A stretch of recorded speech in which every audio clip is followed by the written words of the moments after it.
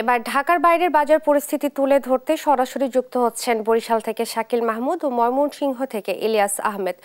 প্রথমেই যাচ্ছি বরিশালে ইলিশের দাম ও সরবরাহ দেখতে। শাকিল, বাজার পরিস্থিতি কেমন দেখছেন জানাবেন।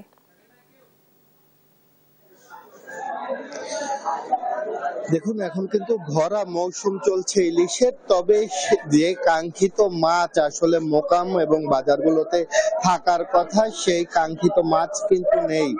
এর ফলে কিন্তু ইলিশের যে দাম, সেই ইলিশের দাম কিন্তু একেবারে চড়া এবং এর ফলে কিন্তু অনেকটাই বিপাকে পড়েছে ক্রেতারা এবং পাশাপাশি বেচা বিক্রি নেই বলে জানিয়েছে কিন্তু বিক্রেতারা। আমরা একটু বিক্রেতাদের সাথে কথা বলবো যে আসলে কি কারণে বাজারগুলোতে ইলিশ নেই এবং বেচা বিক্রিতে যে আসলে কম, এতে আসলে কি প্রভাব পড়ছে। ধন্যবাদ আপনাকে। আসলে ট্রোলিং এর জন্য যেটা সরকার নিষিদ্ধ ঘোষিত যে ট্রোলিং, যে সাগরে যে আমাদের স্থানীয় পর্যায়ে কিছু ট্রোলিং বোট হয়েছে, ট্রোলিং বোটের জন্যই এই আমাদের এই ব্যবসাটা আজকে ৩-৪ বছর ধরে খুব এফেক্টে চলতেছে এবং এই ব্যবহার যদি চলতে থাকে তাহলে মনে হয় আগামীতে ইলিশ মাছ, মানে ওই আগের একটা কথা আছে না যে খালি শুনছি ইলিশ মাছ, এইরকম একটা সিস্টেমে চলে যাবে গিয়া। আমরা কয়েকদিন আগে দেখলাম, আপনার মাধ্যমে সরকারের জানাইতে চাই যে কয়েকদিন আগেও দেখলাম যে ট্রোলিং রে নিষিদ্ধ করছে। নিষিদ্ধ করার পরও কিভাবে তারা আবার লাইসেন্স আনে, টাকা দিয়ে নাকি লাইসেন্স আনে, যার 2টা বোট আছে সে একটা বোটের লাইসেন্স আছে। এটা কিভাবে সম্ভব? একটা নিষিদ্ধ জিনিসটারে এইটা আবার কিভাবে টাকার মাধ্যমে পুনর্জীবিত করলো, এটা আমরা বলতে পারতেছি। আমরা যারা ব্যবসায়ী আছে তাদের সাথে কথা বলছিলাম, আমরা একটু আরেক ব্যবসায়ীর সাথে যুক্ত হব। কি কারণে আসলে ইলিশের এরকম আকাল পড়লো বাজারে? ইলিশ মাছের এখন ভরা মৌসুম। এই ভরা মৌসুমে পোর্ট বাজার মাছ শূন্য।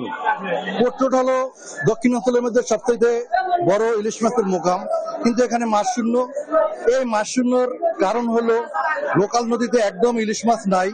লোকাল নদীতে ইলিশ মাছ না থাকার কারণ বলবো আমি 2টা। একটা কারণ হলো ঢাকার বিভিন্ন কলকারখানার বর্জ্যগুলো বুড়িগঙ্গায় পড়ে, বুড়িগঙ্গার পানিগুলো বিষাক্ত হয়ে যায়। ওই বিষাক্ত পানি পদ্মা মেঘনা হয়ে আমরা কথা বলছিলাম ব্যবসায়ীদের সাথে। ব্যবসায়ীরা যেটা জানাচ্ছে যে আসলে কাঙ্ক্ষিত মাছ না থাকায় আসলে তাদের কিন্তু বেচা বিক্রি নেই, পাশাপাশি দামও বেশি। তবে সরবরাহ স্বাভাবিক হলে দাম কমে আসবে বলে কিন্তু তারা দাবি করেছে। তো বরিশাল থেকে এতটুকুই ছিল আমার কাছ থেকে সবশেষ। আমরা যাব ময়মনসিংহে, সেখানে আছে আমাদের সহকর্মী ইলিয়াস, জানবো সেখানকার খবর। গত সপ্তাহের তুলনায় ময়মনসিংহের বাজারে এই সপ্তাহে প্রতি কেজি সবজিতে আমরা দেখেছি 10 থেকে 30 টাকা পর্যন্ত কমেছে।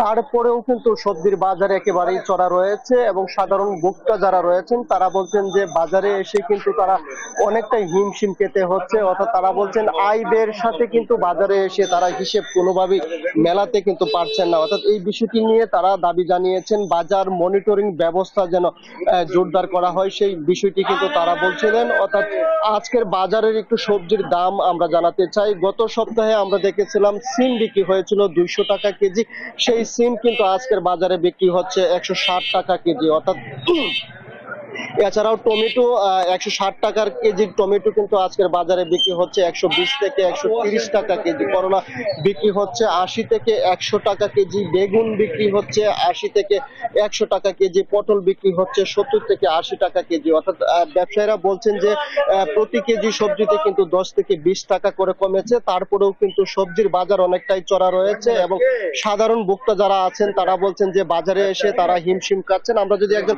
সাধারণ ক্রেতার সঙ্গে একটু যুক্ত হতে চাই, জানতে চাই আজকের বাজারের সবজির দামটা আপনার কাছে কেমন মনে হচ্ছে। জি, আসসালামু আলাইকুম। দেশ টিভিকে ধন্যবাদ যে আপনারা রোড লেভেল থেকে আসল ডাটাটা দেন, আমরা খুব উপকৃত। আমি নিয়মিত এই টিভিটা দেখি। হ্যাঁ, আমরা যারা চাকরিজীবী মানুষ বাজারে আসলে আমাদের চেহারা ফ্যাকাশে হয়ে যায়। ওনারা 10 টাকা করে কমিয়েছেন আলহামদুলিল্লাহ, তবে আমরা চাইবো আরো দ্রুত যেন ক্রেতাদের নাগালের মধ্যে আসে। আপনি জিজ্ঞেস করে দেখেন ওনার বেচাটা কম, দাম বেশি, বিক্রি কম, তাতে লাভ তার কম। আর যদি আরেকটু নাগালে আসতো ওনার কিন্তু এতক্ষণে এই অর্ধেক মালামাল আজকে শুক্রবার শেষ পেয়ে যেত। এই জন্য আমরা আবেদন করব যে আমাদের ক্রেতাদের নাগালের মধ্যে যেন দামগুলি নিয়ে আসে। আপনাকে অসংখ্য ধন্যবাদ।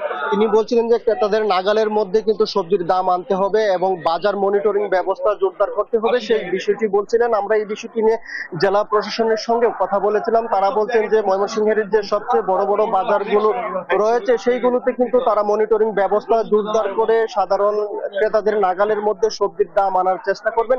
এই ছিল আমার কাছে ময়মনসিংহের বাজারের সবজির দরদাম নিয়ে সর্বশেষ।